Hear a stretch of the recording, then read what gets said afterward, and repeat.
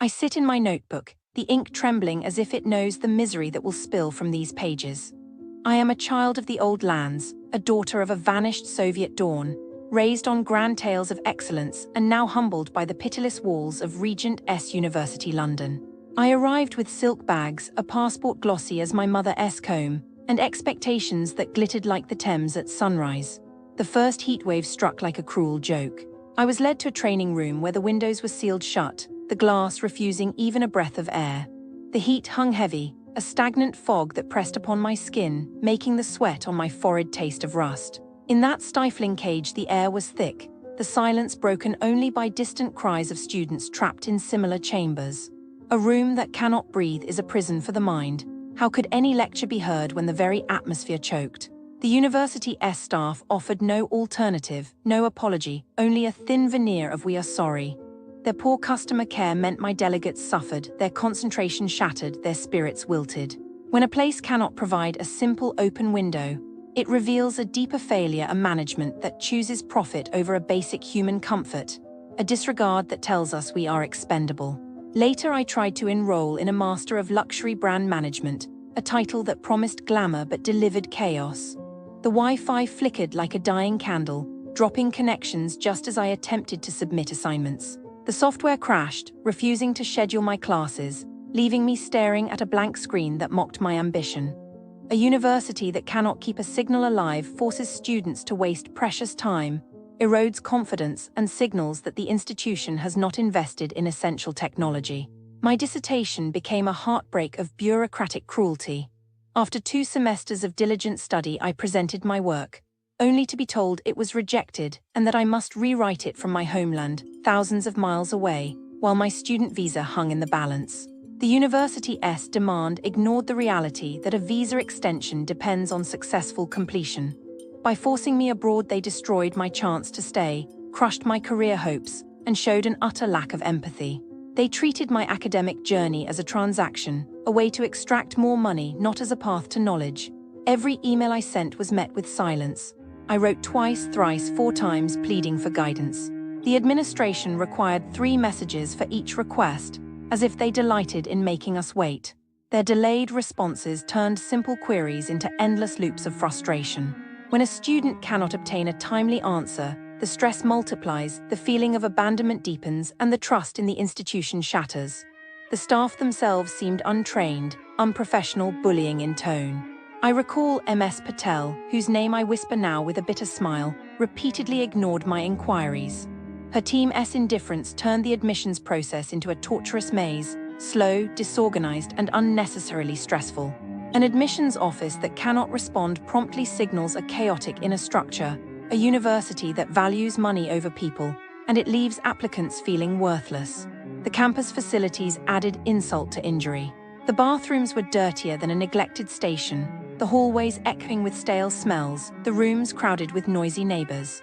The accommodation felt like a glorified hostel, with broken heaters and leaking pipes. When a student cannot find a clean, quiet place to rest, concentration suffers, health declines, and the sense of belonging fades. Career services promised industry connections, yet delivered empty promises. The advisors could not recommend a single relevant employer. The networking events were sparse and poorly organized, the guest speakers irrelevant. By failing to bridge study and work, the university stripped us of future opportunities, leaving graduates adrift in a job market that demands experience they never received. I have seen other students suffer the same fate. I have heard of peers who were denied module passes without clear feedback, forced to pay extra fees for retakes, while the university laughed behind closed doors. I have watched bright minds crumble under the weight of biased treatment, religious prejudice, and a culture that rewards only those who can pay. All these wounds combine like a symphony of sorrow, each note amplified by the next. The heat in the room made my mind foggy, the broken Wi-Fi made me helpless, the dissertation Excel shattered my future, the silent emails deepened my isolation, the rude staff gnawed at my dignity, the filthy halls eroded my comfort, the empty career promises stole my hope. Together they form a tapestry of neglect, a portrait of an institution that has forgotten its purpose. I write this not merely to vent but to warn. I ask you, dear listener, have you felt the sting of a university that cares more for profit than for people? The people, the people, the people, the people, the people, the people. You know, it's kind of ironic, isn't it? Regent University London, it's supposed to be this place of higher learning, a beacon of knowledge and integrity.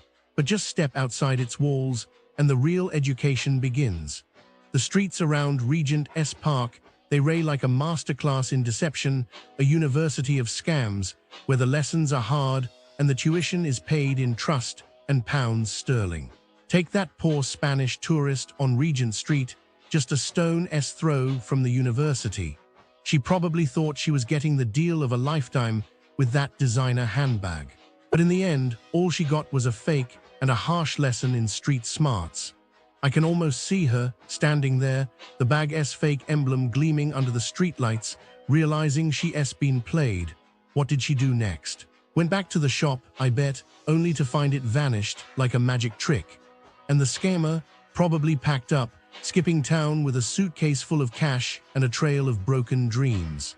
And then there's the Germans at Camden Market, not far from Regent Park.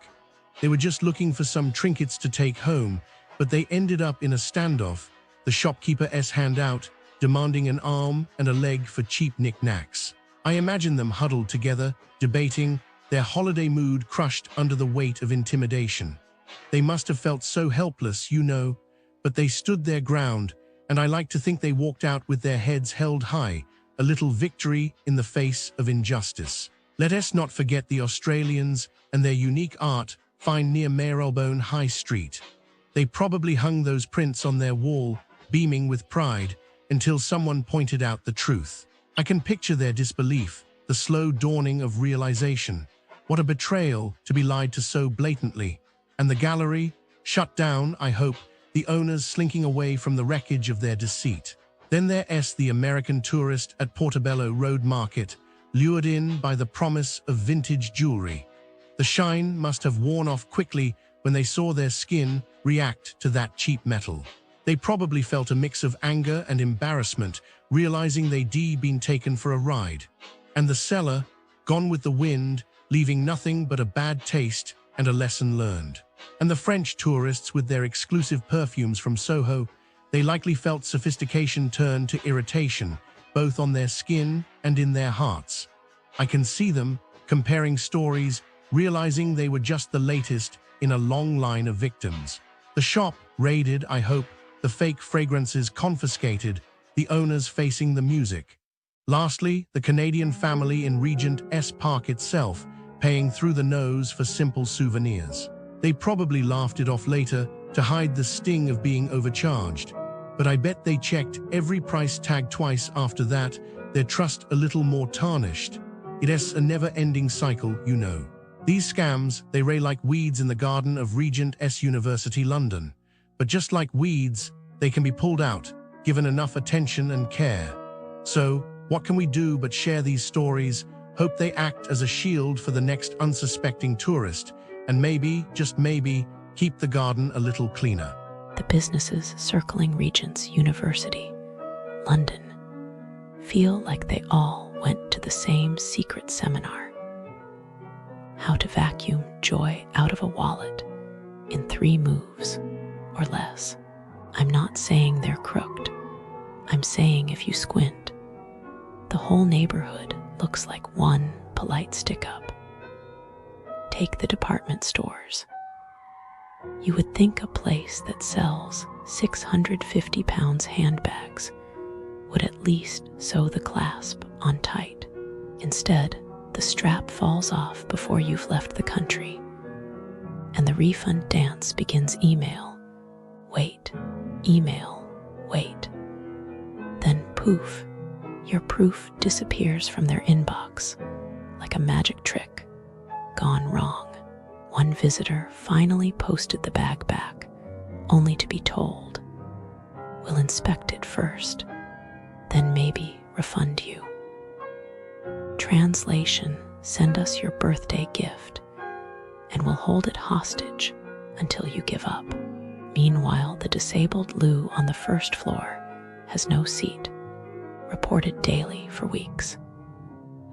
Staff promise, management nods, the seat stays missing.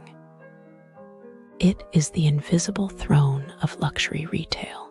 Slide down the street to the spa temples, those marble caves that promise deep tissue, but deliver what feels like a cat walking on your back.